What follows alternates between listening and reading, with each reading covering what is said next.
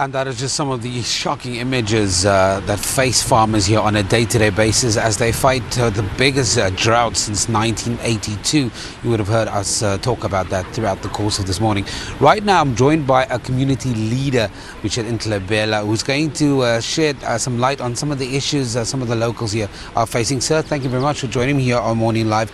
But let's work through some of those daily conditions, daily issues that people in this community face. Thank you, sir. Firstly, I would like to thank our government for taking this initiative to Jozini. They've done the right thing because it is where this devastating drought has taken its course. I thank the government because we can clearly see that there are some construction of pipe being laid out just to get water to people. We also see that our government is helping a great deal in terms of subsistence farming, whereby the Department of Agriculture is trying to get people to do their own plantation. But however, that has some challenges because there is no water available. We see some boreholes. We also see some water tanks, which is not enough at the moment because they are not enough. So government perhaps from the national level can give more money perhaps or whatever assistance to the provincial government in order to speed up or accelerate this kind of assistance, which we as a community we highly appreciate. Coming to your question, yes, there are two commodities that I think have been severely affected, that being sugarcane as well as the livestock. Well, I'll mention a little bit about subsistence farming, as I've mentioned, and also cotton as one of the commodities. Starting off with sugarcane, we know that here in Makhathini there is an irrigation scheme which holds about 4,572 hectares. However, it only takes about 20% of the total 100% of the sugarcane production in uMkhanyakude. 80% is outside, which is severely affected by the drought. We can clearly note that about 120 tons that is normally produced per hectare. These days we are talking about 20 tons to about 25 hectares, which is a shocking statistics.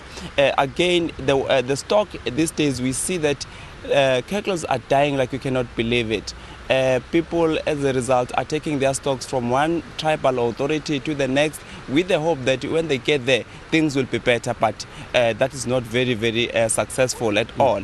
And we also see that the stock is wandering around the roads. Remember that in this area we have some trucks that take sugarcane to milling machines, and this stock will follow those trucks. What happens with that? We get more accidents happening as the cows are crawling in the street, and that consequently results to people even getting injured.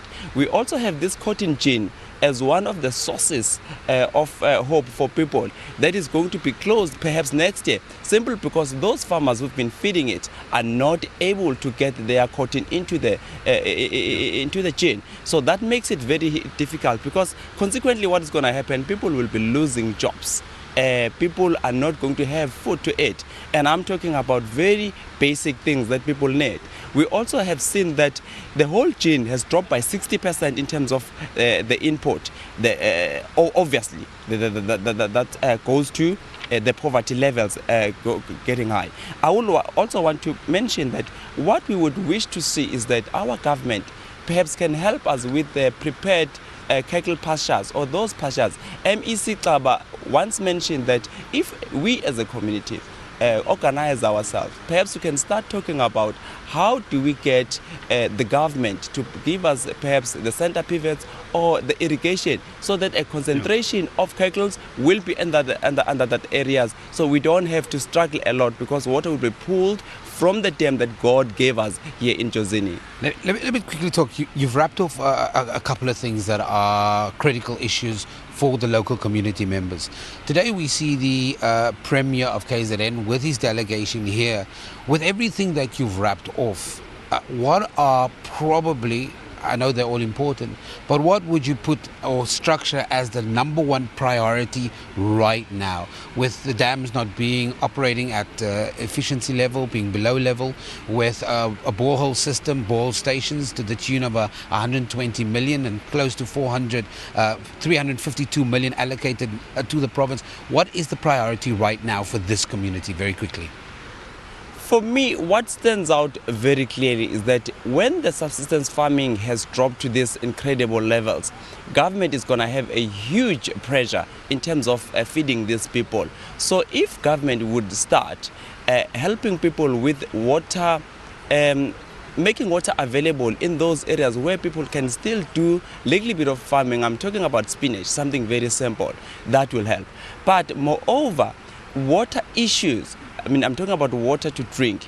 It's a severe problem, especially for people around uMkhanyakude, even though they have this dam. So if government can continue with this initiative or with this construction initiative that has taken, so to me that is very, very important, because people, if they are drinking and they are eating, people will wait for other assistance that government will put forward.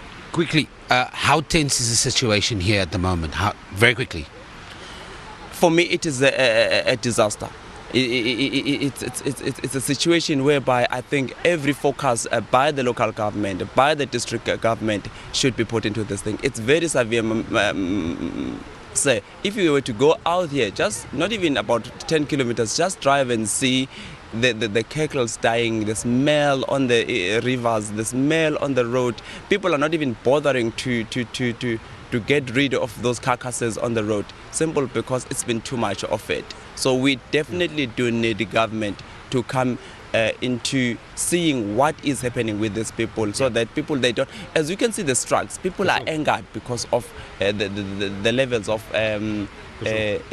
frustrations. So thank you very much. We run out of time, unfortunately. It's a community leader here, Richard Nhlebela, talking to us about the current situation on the ground, some key issues that he thinks government should be focusing on. As I mentioned to you, and we'll have a chat to the Premier a little bit later, he is set to lead a delegation through here. A little bit later, we also talk to the MEC of Cooperative and Traditional Affairs and maybe highlight some of these issues that were mentioned by this community leader. We take an ad break. You don't go anywhere.